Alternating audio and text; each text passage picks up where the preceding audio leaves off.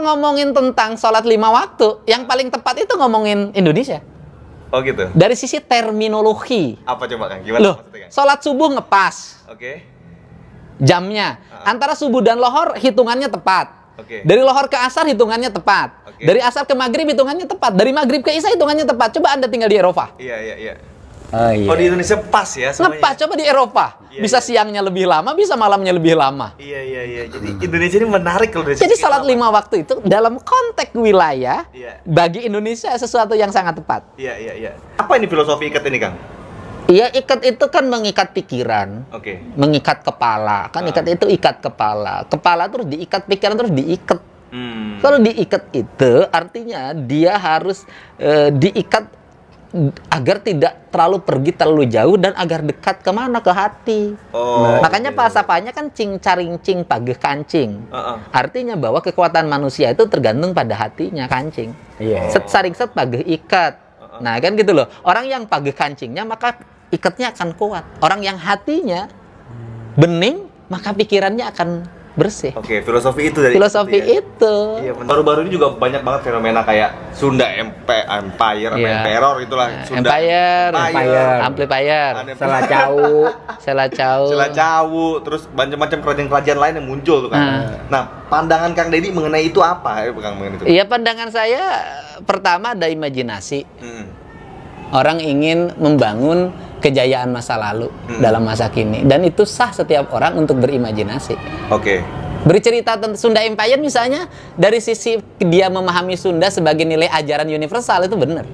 Oke. Dia Sunda, cuman dia nerjemahin Sunda cuman matahari karena dia sun, ngambilnya sun aja. Iya. Gitu loh. Dia sun aja ngambilnya. Tetapi di situ kan ada D, ada A. Saya menemukannya bukan matahari aja, matahari, ada gunung, ada laut. Gitu loh. Menerjemahkan itu sebagai nilai yang mengajarkan tentang universalitas hidup, bahwa hidup itu harus ada kesetaraan. Maka lahirnya Pajajaran. Bahwa hidup itu harus senantiasa merawat ekosistem. Yaitu yang lahirlah ajaran Papat Kalima Pancer itu. Bahwa hidup itu harus bernegara. Lahirlah lahirlah ajaran Tritangtu di Buana itu. Bahwa pemimpin itu tidak boleh memperkaya diri. Maka lahirlah Siliwangi. Artinya tantu ya. Iya, tangtu. Kepastian. Tangtu kepastian. Kepastian, Iya, tangtu ya. kepastian.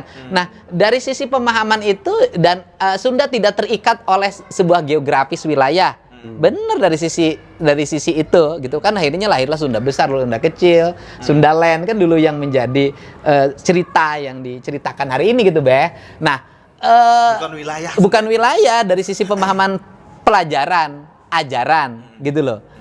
Kan cuman yang menjadi problem dari Sunda Empire cuma satu aja gitu loh, bahwa seluruh nilai itu akan bangkit kembali dan saya pemimpinnya, dan di sini letaknya itu yang Iyalah. yang Kenapa ente pemimpinnya? iya, kenapa?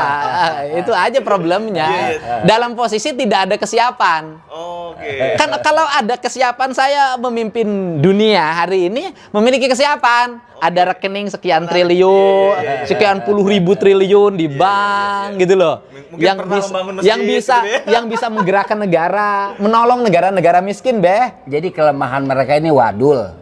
Iya, persoalannya. Ngebohong. Ya klaim sebagai keturunan atau klaim sebagai pemimpin tanpa persyaratan. Kalau kata Babe kan persyaratan 3 hal. 1 punya duit, 2 punya wilayah, yang ketiga punya tentara ya, Be. Iya. Tapi tentaranya ada, Kang.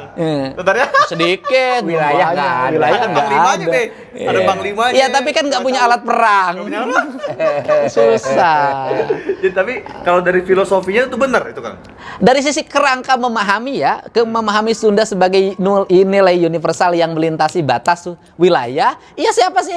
Orang PBB juga mengakui kesetaraan manusia, kesejajaran negara. Iya. Kan mengakui dong kedudukan yang sama di mata hukum. Iya. Kan nggak ada problem. Sunda kan ngajarin itu. Iya. Nah, kalau Sunda itu sendiri, Kang, misalnya gini, Kang. Kan sebelumnya Ana sempat Cinta kasih ya. Cinta kasih. Ngajarin cinta kasih sebagai ajaran dunia. Kan Sunda ngajarin. Siliwangi itu apa sih, ajaran cinta itu? Iya, ajaran cinta. Saling Ajaran mengharumkan. Iya. Saling mengharumkan, Be. Siliwangi itu saling mengharumkan. Iya. Oh, Silih ajaran Wawangi. cinta. Jadi cocok dong, Be. Cinta. Saling mengharumkan. Iya, Bukan iya. saling ngejelekin. Makanya kan dari sisi aspek peradaban itu kan mohon maaf ya, kesetaraannya Eropa. Iya.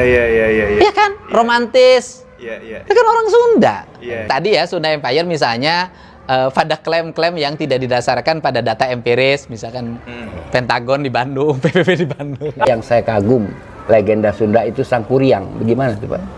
Nah, Sangkuriang. Iya, Sangkuriang kan cerita rakyat, Bangsa, ya? iya, yang itu menjadi mitologi, Yes. ya kan? Karena pengetahuan di kita dalam pengkajian, kerangan memahami Gunung Merapi, Ini Tangkuban Perahu. iya belum sempurna ilmunya. Apa ilmu Gunung Merapi itu ilmu apa sih, Be? Apa itu? Apa vulkanologi? Vulkanologinya belum berkembang sehingga memahami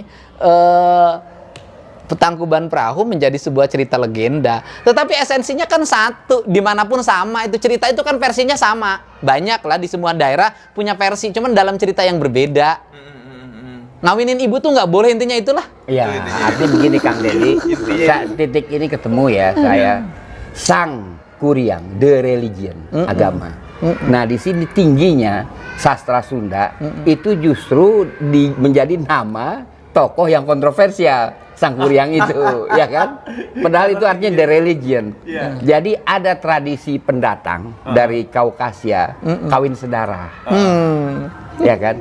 Lantas itu digambarkan pada seorang yang disebut Sang Kuriang, nama yang kontradiktif, sedangkan dia artinya religion. Nah, Dayang Sumbi, sang ibu menolak itu. Lalu dia suruhlah Sang Kuriang bikin perahu dan dia pergi. Sampai di situ ceritanya. Sebenarnya tambahan perahu ditendang jadi gunung itu tambahan aja. Iya, makanya. Sebab orang Betawi, Kang Deddy nggak yakin kalau gunung bukan perahu katanya Pak, yang ditendang nasi uduk. Kan nasi uduk kayak gunung. Nah, sehingga dari religion itu kita bisa memahami, bahwa nilai-nilai fundamental tentang penyerahan diri pada Hyang Tunggal, Gusti Allah Subhanahu wa Ta'ala, terus nilai-nilai sosial yang dibangun dengan silih asih, kemudian nilai-nilai itu sudah hidup dalam sebuah kebudayaan orang Sunda sejak lama. Itulah makanya saya terus terang, saya nggak tutup tedeng aling-aling. Legenda atau folk tale yang saya paling menarik adalah Sang Kuriang. Iya. Artinya bahwa dari sisi aspek nilai ajaran, orang Sunda sudah memiliki kedudukan ajaran yang sangat tinggi. Betul. Gitu. Mengharamkan kawin sedarah, gitu bahasa Babe ya, mengharamkan tidak makan. Makanan sesuatu yang kira-kira bertentangan dengan nilai kemanusiaan itu yang saya katakan. Sehingga orang Sunda misalnya malah banyak makan ayam. Iya, hayam. Hayam pun kan orang Sunda itu secara umum dalam sisi ajaran kan dibikin bakakak. Iya. Bekakak ayam yang. Kepala. Nah, ini kan kayak bekakak. Bekakak itu bentuk penyerahan diri itu. Iya. Bekakak. Yang kemudian dibuat untuk sesajian. Iya, betul Pak. Nah, itu dari situ aja. Jadi orang Sunda itu kedudukan yang tertinggi, makan daging itu ya kaki dua. Saya mau lanjut dikit dengan Sang Kuriang ya. Jadi nggak makan-makan lagi yang lain. Kawin sedara itu perlawanannya se-Indonesia. Perlawanannya, Be, ya? Misalnya suku terasing Lingon di Halmahera itu kawin sedara. Itu diusir. Tapi yang saya kagum dengan Sunda ini, dia melawan itu dengan puisi, dengan folk tale. Itu yang saya kagum. Di tempat lain digusur fisikal. Iya, karena orang Sunda itu kan halus, Gitu ya. Karena orang Sunda halus, maka dia menyampaikan sesuatu itu dengan silip, sindir, sindang, siloka, sasmita. Dia dengan silip, sindir, sindang, siloka, sasmita. Artinya apa? Bahwa menyampaikan sesuatu itu dengan simbol-simbol. Dan orang yang bisa membaca dengan fenomena simbol itu, dialah orang yang sasmita warusa durung winara. Dialah orang yang bisa memahami alam ini dengan baik, cukup dengan tanda-tanda. Tinggi kok. Jadi misalnya aja ya kan, saya mempelajari salamnya ya kan, Sampurasun itu kan. Sampur ada nama tempat di Cilincing, itu kan akses masuk dari laut. Iya. Jadi kalau kita mengucapkan Sampurasun mau datang, itu izinkanlah saya masuk. Iya, jelas masalah. Tinggi kan? Izin. Tinggi itu. Nah, sehingga dalam perspektif itu, karena dia tinggi, kan kenapa tinggi? Karena faktor makanan. Kan orang Sunda tidak makan sesuatu yang berat-berat. Daun-daunan, buah-buahan, bebetian, ikan, ya kan? Terus kemudian yang paling tinggi ayam. Iya, kaki dua. Oke, iya. Ya gimana dia tidak memiliki tingkat sensitivitas yang sangat tinggi?